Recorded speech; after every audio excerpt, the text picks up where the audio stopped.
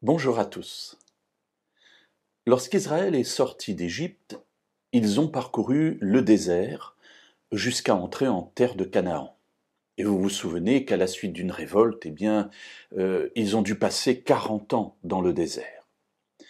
Imaginez une population d'environ 1 million 200 000 personnes, sans compter les animaux déambulant dans le désert, où trouver de la nourriture, où trouver de l'eau. Et effectivement, à plusieurs reprises, il y aura des révoltes de la part des enfants d'Israël contre Dieu, contre ses dirigeants Moïse, Aaron et Myriam. Tout cela pourquoi? Parce qu'ils ont faim, parce qu'ils ont soif.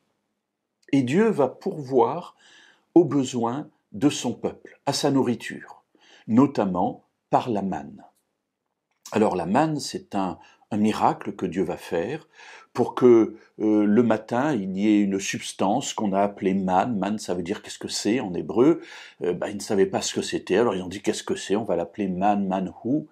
Et cette manne permettait ensuite, une fois qu'elle avait séché, d'être broyée, de faire de la farine, et avec cela on faisait des gâteaux qui, paraît-il, avaient le goût de miel. Bref, pendant 40 ans, depuis leur sortie d'Égypte jusqu'à l'entrée en terre de Canaan, ils vont manger de la manne. Avez-vous déjà calculé, chers amis, combien de miracles cela fait-il? Parce que ce sont des miracles que Dieu a accomplis. Des miracles pour nourrir son peuple. Et comme vous le savez, le miracle par définition est rare, sinon ça n'est plus un miracle. Et le miracle va à l'encontre des lois naturelles que Dieu a fixées dans la création.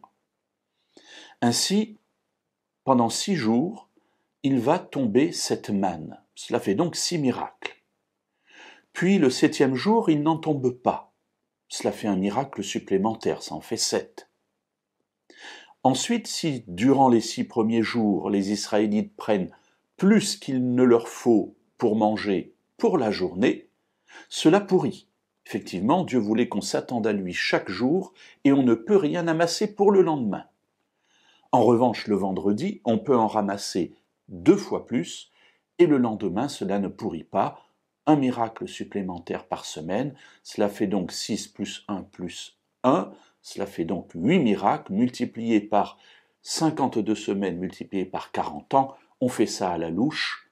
Cela fait 16 640 miracles que Dieu a fait pour nourrir son peuple. Mes amis, Dieu nous aime. Dieu aime son peuple, Dieu nous aime à la folie. Et s'il a accepté de faire 16 640 pour son peuple d'Israël afin qu'il mange à sa faim, eh bien, n'ayez pas peur. Dieu fera aussi des miracles pour chacun de vous, dans les domaines où cela est nécessaire, pour vous permettre d'entrer en terre de Canaan.